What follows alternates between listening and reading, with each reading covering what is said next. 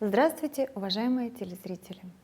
Великий римский философ Сенека однажды сказал: «Есть люди, которые живут без всякой цели, проходят в мире точно былина в реке.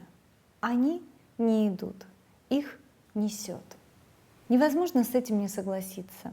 Если мы живем без цели, то наша жизнь действительно как бы протекает, сменяя один однообразный день на другой. Но если в жизни появляется цель, то все вокруг в корне меняется.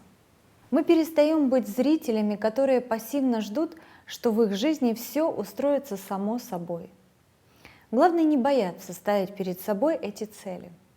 История знает много примеров того, как, сталкиваясь с бедами и несчастьями, люди достигали успеха и полностью меняли свои жизни. Одной из таковых является история американского альпиниста Шона Шварнера.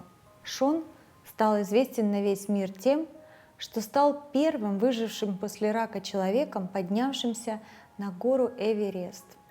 В возрасте 13 лет врачи диагностировали ему рак последней стадии. По их прогнозам, он не должен был прожить и 3 месяцев. Но он выжил. Через некоторое время болезнь вновь вернулась к нему, и он перенес операцию по удалению одного легкого.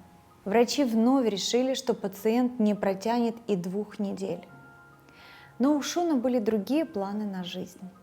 Он мечтал подняться на Эверест. Самая высокая на Земле гора. Она известна своими тяжелыми условиями.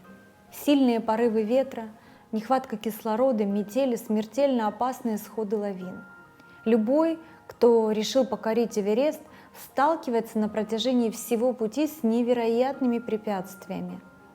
Но для Шона Шварнера препятствий просто не существует.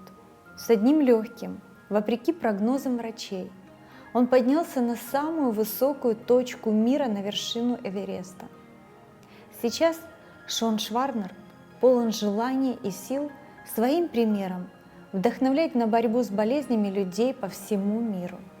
Заканчивая программу, хочется пожелать нам всем ставить перед собой цели, в каком бы положении мы ни находились сегодня.